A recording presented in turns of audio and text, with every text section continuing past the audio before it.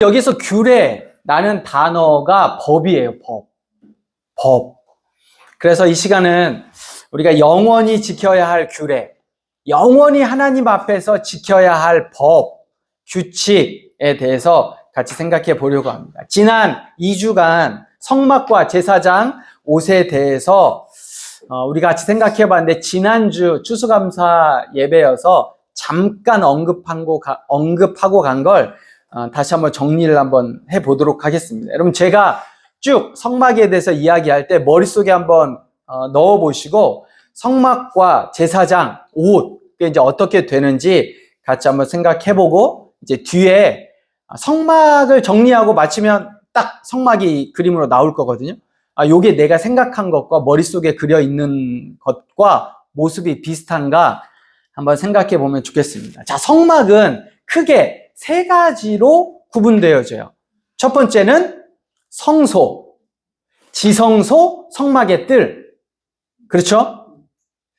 자, 이 성소는 대략 10규빗, 그러니까 가로 세로 높이가 4.5m 정도의 완전 정사면체 방이에요. 그 정도 제가 재보니까 어느 정도 되냐면요, 여기서 요 기둥보다 조금 작고요, 중간은 요 정도 됩니다. 폭이 요 정도 되고, 길이가 여기서 권사님 정도 되는 길이에요. 요 정사각형으로 되어져 있는 4.5m, 높이 4.5m 정도가 지성소예요. 여기는 뭐가 들어있어요? 궤, 언약궤, 증거궤라고 되어져 있는 궤가 있고, 그 위에는 속죄소로 금으로 만든 게 덮여 있어요. 그러니까 사실 딱 하나예요.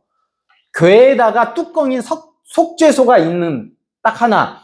크기는 이부터 권사님까지, 이 벽까지 요 정도가 되는 거리란 말이에요. 그 다음에 또 하나는 성소예요. 성소는 폭과 높이는 똑같아요. 근데 길이만 2배예요. 길이만 2배. 어느 정도 되냐? 여기서 권사님부터 저 뒤에 시계 뒤에 한번 보실래요? 저 뒤쪽 요 정도 되는 거리예요. 그 정도 되는 거예요. 그러니까 저희 이 예배당이 딱 가운데로 딱 잡으면 딱 지성소, 성소가 되는 거리 정도 돼요. 공간 정도가. 근데 그 성소에는 뭐가 놓여 있어요? 진설병을 놓는 상, 그 다음에 등잔대, 그리고 사실 이제 여기에는 안 나와 있는데 분향단, 요 3개의 성물이 놓여 있어요. 그리고 그 위를 덮개로 덮고 있는 4가지가 뭐예요? 처음에는 천사 모양이 되어져 있는 가는 실로 되어져 있는 그걸로 덮고, 두 번째는 하얀색 염소 털로 만든, 그 염소 털로 굵은 실을 꼬아서 만든 또 천으로 하나를 덮고, 그 다음에 세 번째는 붉게 물든 수양의 가죽으로 또 한번 덮고, 네 번째는, 이건 이제 사실은 번역하기가 굉장히 어려워서 우리는 해달이라고 번역되어 있는데, 어느 번역에는 돌고래 가죽이라고도 번역이 되어 있어요. 어쨌든 그런 가죽으로 4번을 덮었어요. 어디를? 지성소와 성소를. 자, 그 다음에 세 번째는 이제 성막의 뜰이죠. 성막의 뜰. 요거는 이제 조각목으로 한 2.5m 정도가 되는 기둥을 60개를 세웠어요. 그리고 그 기둥과 기둥 사이에는 세마포 천으로 둘러서 대략 길이는 45m, 폭은 22.5m가 되는 커다란 담장을 둘렀어요. 그 담장 안에 성소와 지성소가 있는 거죠. 그리고 그 성막 뜰에 이제 제사를 드려야 되니까 분향단을 가운데다 설치를 했단 말이에요. 요게 출애굽기 25장부터 27장까지 텍스트로 쭉 오면 너무 헷갈리기도 하고 어려운데, 제가 설명을 딱 드렸죠. 그리고 이제 그림을 딱 보는 거예요. 큐! 요게 머릿속에, 이게 이제 60개 되는 기둥이 세마포 천으로 45m, 22.5m 둘렀고, 그 다음에 여기는 앞에는 뭐예요? 처음은 성소, 뒤에는 지성소, 그리고 성소와 지성소를 가로막는 휘장과 성소 입구에 휘장이 있고, 지성소의 등잔대와 진설병을 놓는 상, 지성소에는 언약궤가 놓여져 있대요. 요거를 잘 기억하시면 돼요. 그 다음 두 번째는 지난주 제사장의 옷이에요. 제사장의 옷은 다른 것 없이 속바지, 그 다음에 속옷을 입고, 그 다음에 하얀색 세마포 천으로 된 옷을 입어요. 그게 이제 제사장이에요. 근데 대제사장은 거기에다가 몇 개가 더 추가되죠.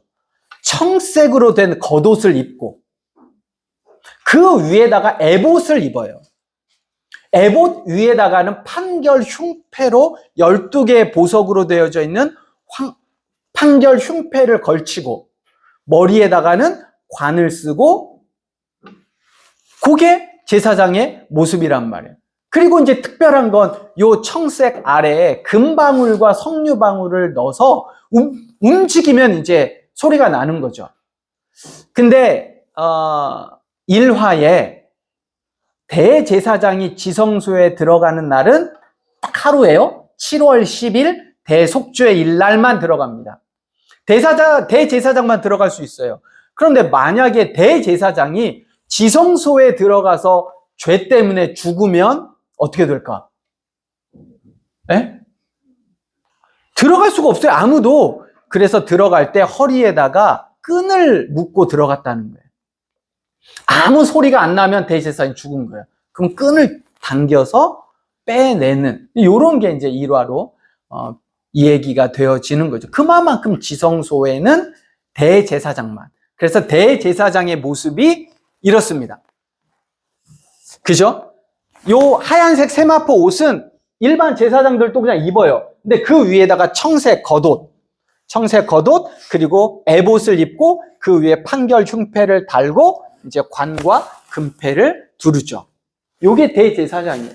이게 출애굽기 28장에 나와 있는 내용입니다. 자, 그리고 제사장은 아론의 아들들만 제사장이 될 수 있었어요. 그리고 대제사장은 그 큰아들만, 장남만, 대대로 장남의 가문으로 이어서 대제사장이 되었습니다. 복잡하죠? 복잡해서 공부를 약간 좀 하셔야 돼요. 여러분, 제가 오늘 교회에 오는데 저희 아이들과 같이 이제 차를 타고 오잖아요. 모르는 단어를 계속 얘기하는 거예요. 뭔 말인지를 모르겠어요. 아이돌 지네가 얘기하는데 뭐 버블이 어쩌고 뭐라고 그랬더라. 또 모르는 단어가 너무 많이 나와. 도대체 이게 모르는 단어는 어떻게 해야 돼요? 어쩔 수 없어요. 물어봐야지. 야, 이게 뭐니? 버블이 이 버블 쏘는 거냐? 이랬더니 뭐 아이돌하고 1대1로 뭐 카톡하는 거라며요. 뭐 그런 걸 알지. 뭐 무슨 아미는 알겠더라고. 아미. BTS의 그 뭐죠? 팬클럽 아미. 근데 또 뭐 다른 팬클럽의 얘기를 했는데 그게 도대체 뭐 시즌이었니? 시즌이. 그러니까 요게 모르는 단어를 계속 자기들끼리 얘기하는데 하나도 모르겠는 거예요. 그럼 어떻게 해야 돼요? 물어보는 거예요. 그리고 공부하면 되는 거예요. 제가 오늘 오면서 그런 느낌을 받았거든요. 출애굽기 어렵습니다. 성막 어려워요. 근데 어떻게 어려우면 물어봐야지. 공부해야지. 어느 정도는 그게 필요하다는 겁니다. 자, 오늘 여러분과 같이 나눌 말씀은 성막의 여러 가지를 만들 때 하나님께서 한 2주 동안 여러분 묵상해 보시면서 어떤 느낌이 드셨어요? 굉장히 디테일하게 말씀하시는 거예요. 길이부터 만드는 재료부터 다 정해 주셨어요. 그리고 만드는 방법까지도 하나님이 다 알려주셨습니다.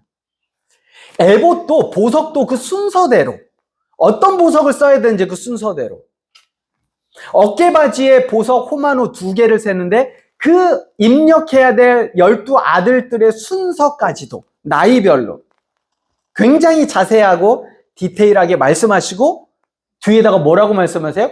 요대로 내가 보여준 대로 꼭 그대로 해라 라고 말씀을 하시는 겁니다. 왜 이렇게 세세하게 이런 것까지 이렇게까지 하는 느낌이 들 정도로 말씀하셨을까? 여러분, 중요한 것일수록 디테일해요.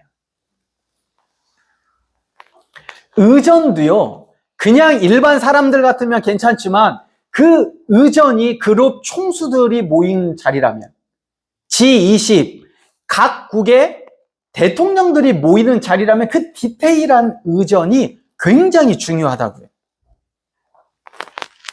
그리고 하나님께서는 반드시 그대로 행하라 라고 말씀하셨어요.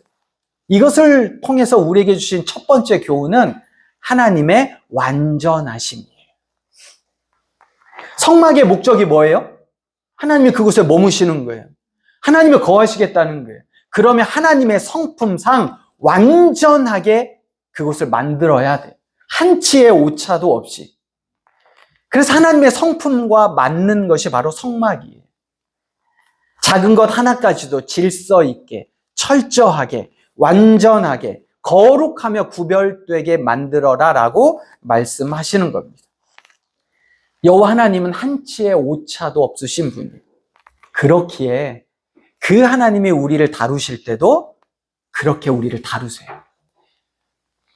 내 생각을 넘어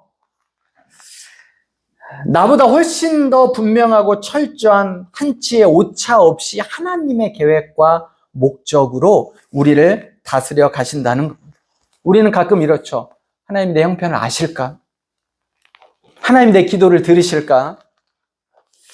하나님이 나에게 관심이 있으신가? 라고 의심하지만 하나님은 그의 성품에 맞게, 그 성품이 어떠한데? 완벽하세요. 완전하세요.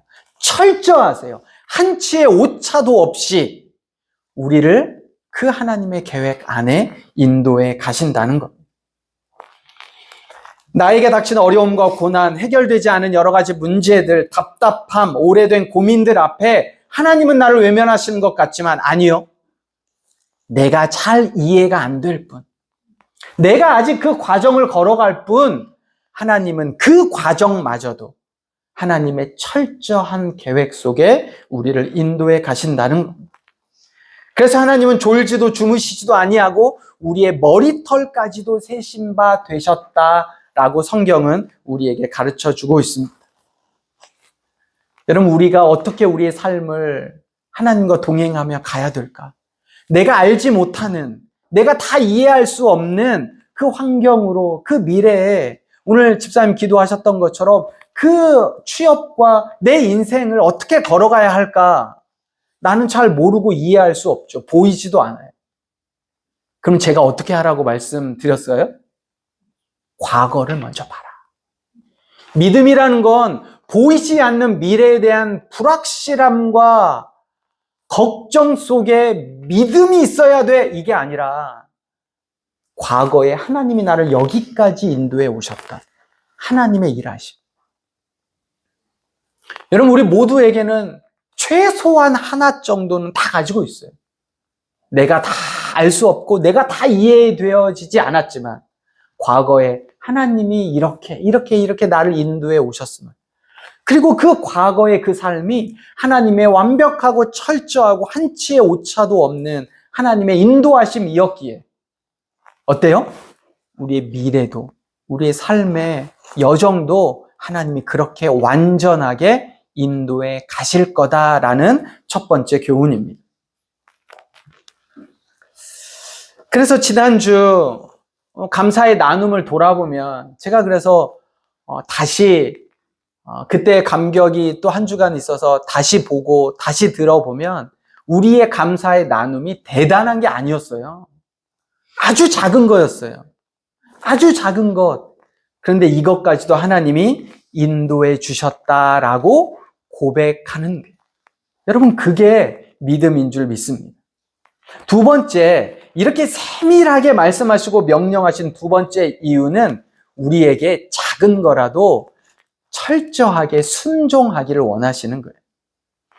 우리의 생각과 우리의 경험, 내 판단을 내려놓고 하나님의 명령과 하나님의 말씀 앞에 아주 작은 것일지라도 하나님은 철저하게 따르고 순종하기를 원하십니다. 근데 이게 그렇게 어려워요. 내 생각을 내려놓는다는 게 그렇게 어렵다고요. 내가 계획을 가지고 있는데 그거를 내려놓는다는 게 너무나 어렵죠. 때론 이걸 내려놓는 게 맞나? 그러면 계획을 세우지 말라는 거야? 이런 또 의구심이 들 정도로 우리에겐 익숙하지 않아요. 아주 세세하게 말씀하시잖아요. 근데 아주 세세하게 이야기하실 때 길이와 재료까지도. 그런데 널판을 성소와 지성소에 들어가는 널판이 48개란 말이에요. 근데 그 48개의 띠를 밖으로 4개를 잡으라고 하시고 안쪽으로 긴 띠를 하나를 잡으라고 하셨어요. 이렇게 될 때 우리 생각은 아니 4개 정도면 충분하지. 아니 가운데까지 또 이을 필요가 뭐가 있어요? 이거 어차피 이거 세웠다가 또 풀었다가 또 다시 조립했다가 이럴 건데 아니 이렇게 굳이 4개를 띠를 세웠으면 그 가운데 통과하는 띠는 이건 너무 복잡하고 어렵단 말이죠. 이런 것까지 굳이 좀 오반데? 아니 휘장을 2개로 이으라고 하실 때 고리를 50개나? 아니 이건데 40개면 충분할 것 같은데 내 생각에. 아니 그리고 천으로 금고리면 애초에 금고리로 계속 가시지. 아니 염소털 할 때는 또 놋골이야. 이게 귀찮아. 이렇게까지? 이런 생각이 우리에게는 있단 말이죠. 그리고 한번 풀고 다시 조립하고 풀다 보면 너무 힘들어요. 그래서 보면 이 정도까지만. 근데 하나님은 굉장히 디테일하게 말씀하셨단 말이죠. 등잔 때는 또 이거를 1달란트를 펴서 해야 되는데 살구 꽃받침을 만들고 가지를 2개 내고 그 밑에 또 꽃받침을 대고 또 뒤에 2개를 내리고 또 꽃받침을 대고 꽃받침이 3번이 들어가요. 이렇게까지? 아니 이게 등잔대를 불 붙이는데 무슨 의미가 있는 거야? 2개만 갑시다 이번에는. 이렇게 갈 수 있다는 거죠. 그런데 하나님은 우리에게 아니 가장 디테일한 작은 것까지도 내가 보여준 그대로 행하기를 원하십니다. 여러분 성경이 말하는 죄가 뭘까요? 죄. 우리는 죄가 굉장히 뭔가 대단한 것처럼 느껴지거든요. 근데 성경이 말하는 죄는 요한일서 3장 4절을 한번 보세요. 신약 성경으로 보면 390페이지입니다. 요한일서는 신약 성경 뒷부분에 있어요. 요한일서 3장 4절. 성경이 이야기하는 죄는 이거다라고 정확하게 나와 있는 게 요한일서 3장 4절이에요. 거기다 다 밑줄을 그어 놓으시고 한번 같이 읽겠습니다. 시작. 죄를 짓는 자마다 불법을 행하나니 죄는 불법이라. 그러니까 죄는 뭐라고요? 불법이래. 여러분 불법이 뭐예요? 불법. 오늘 오시면서 교통신호 잘 지키셨죠? 저는 잘 지켰습니다. 저희 아이들이 아주 깨어 있었거든요. 제가 얼마 전에 이렇게 가끔씩 신호들 아이들이 없을 때 신호를 어길 때가 있다라고 얘기를 했더니 그날 집에 가는 날 아니 아빠 그랬어? 아니 그렇게 안 지키고 그랬단 말이야? 이렇게 또 그래서 늘 아이들 앞에 설교하는 건 너무 어렵습니다.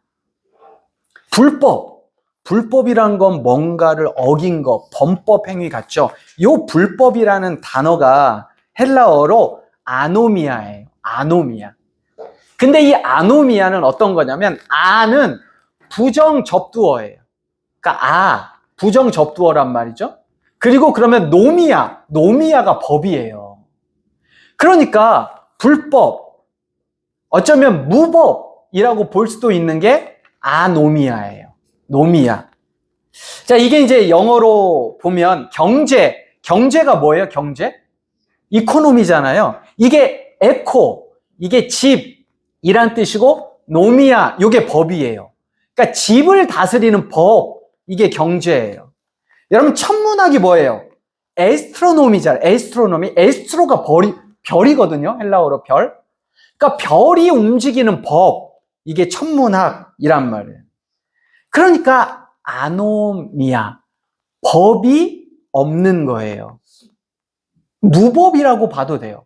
불법보다는 조금 더 원어적으로 보면 무법이 가까워요.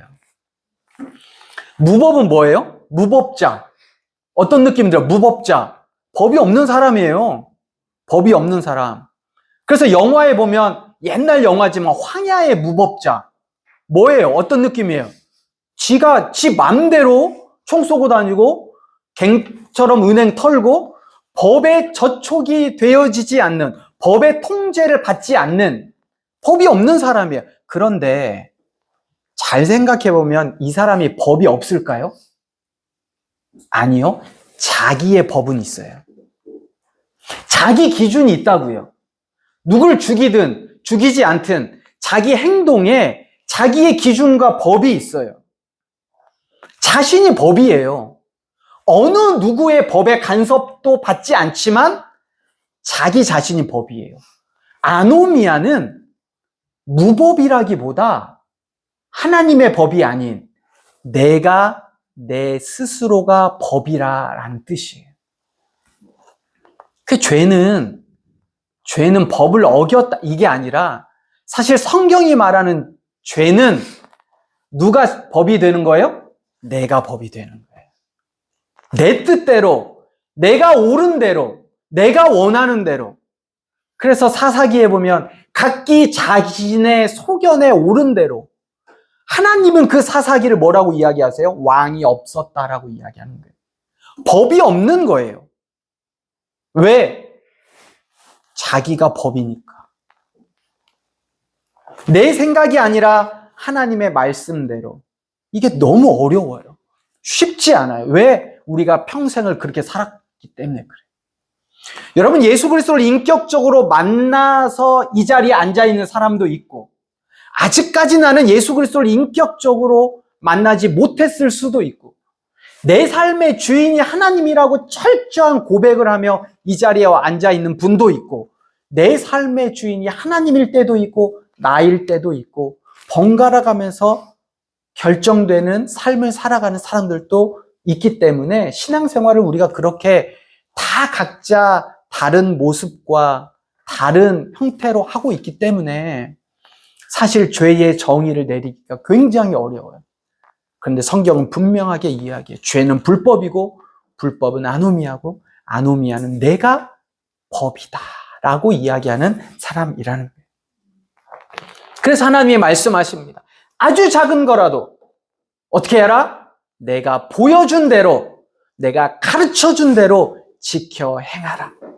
세 번째, 아주 자세하게 디테일하게 지시한 세 번째 이유는 하나님이 원하시는 대로 성막을 만들기 위해서는요, 각자 자기가 가지고 있는 다양한 재료들이 공동체 앞에 헌신되어져서 나와야 돼요. 여러분, 재료가 디테일할수록 한두 사람만 가지고 있는 걸로 할 수가 없어요.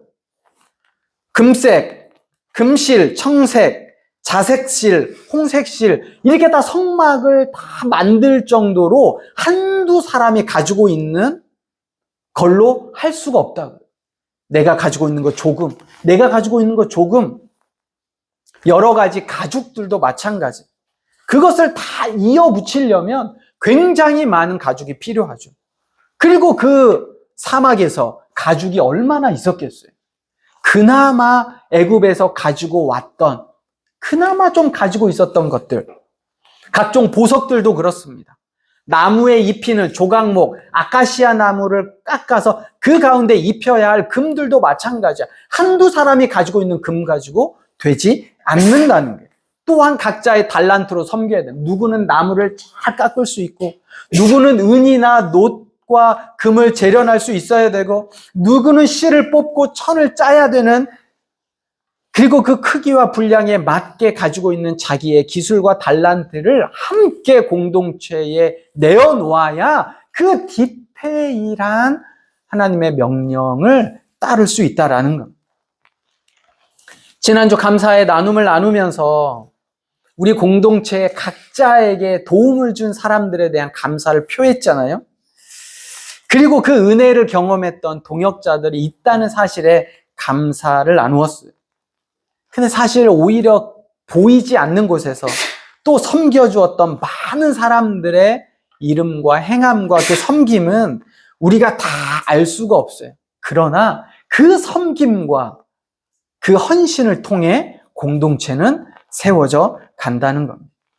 각자 내 손에만, 우리 집에만 가지고 있었다면 그냥 그저 그런 실뭉치나 금붙이였겠지만, 그냥 귀걸이나 그냥 폰의 팔찌였겠지만, 그런데 그것이 모아지니 뭐가 되는 거예요?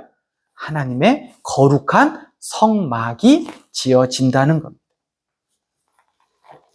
나의 것을 하나님께 드렸을 때 그것으로 공동체가 세워지고 공동체가 온전해집니다. 우리는 그 세워진 공동체를 통해 하나님의 은혜를 경험하고 누릴 수 있게 됩니다. 말씀을 쭉 정리해 보면 이렇습니다. 구약의 예배를 위해 예배가 드려져야 되고 하나님이 온전히 거하시는 성막을 만들기 위해 제사장의 복장을 만들기 위해 또 그것을 만들 때 하나님은 아주 자세하게 말씀하셨어요. 아주 세세하게 말씀하셨어요.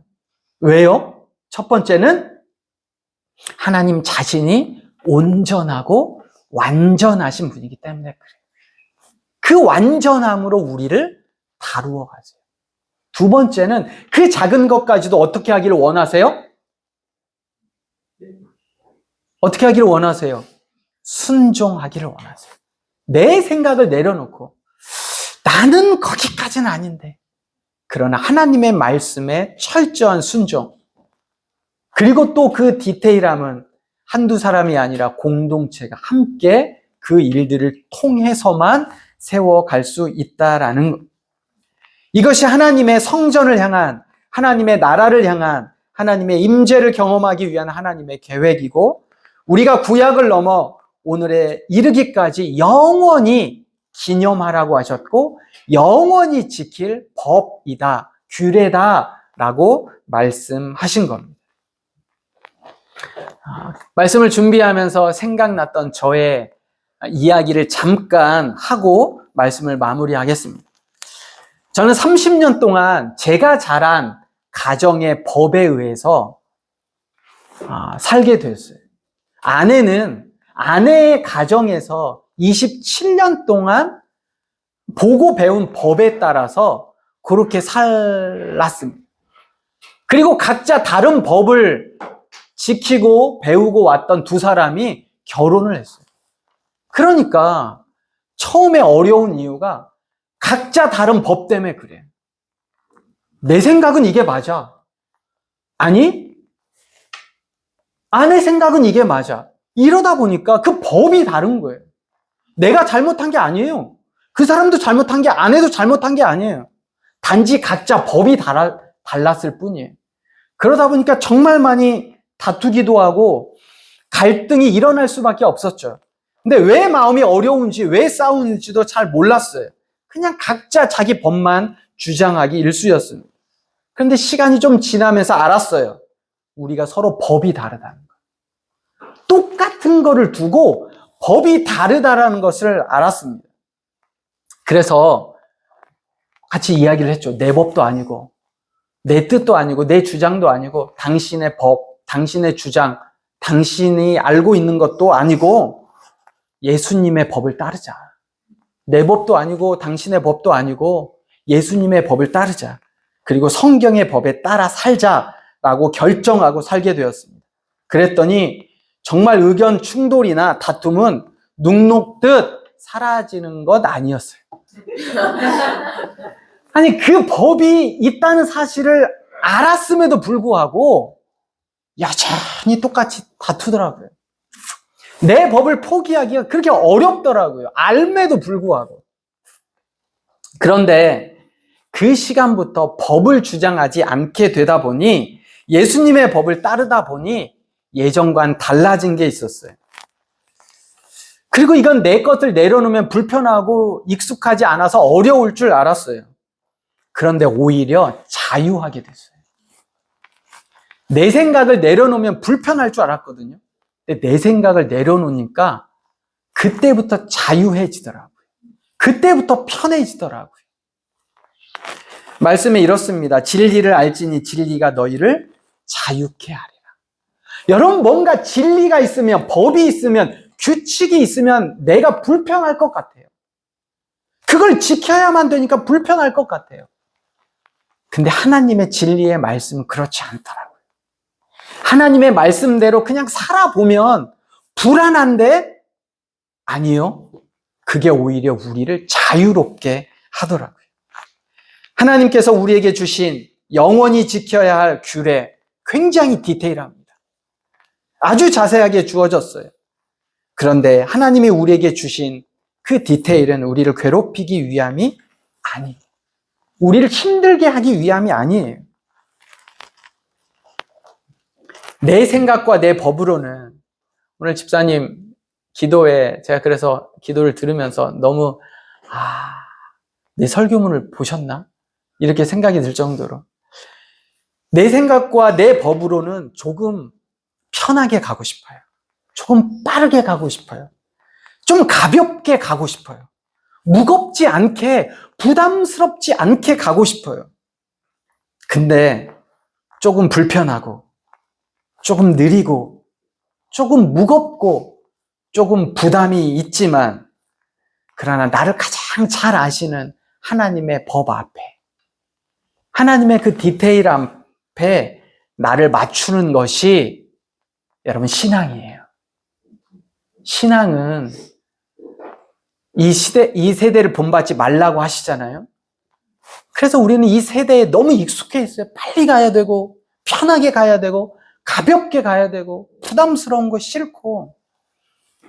근데 하나님은 우리에게 그 반대로 말씀하고 계신다고요. 작은 것이지만 그것을 통해 하나님의 완전하신 성품을 알고 하나님 앞에 철저하게 순종하며 하나님의 일에 나뿐만 아니라 우리가 함께 동역해 가는, 작지만 어렵지만 그럼에도 영원한 법을 온전히 지키며 순종해 가는 사랑하는 우리 하늘나그네 모든 성도님들이 되시기를 주의 이름으로 부탁드립니다. 이 시간 말씀을 기억하며 이것이 영원한 삶 같이 찬양하며 기도하도록 하겠습니다.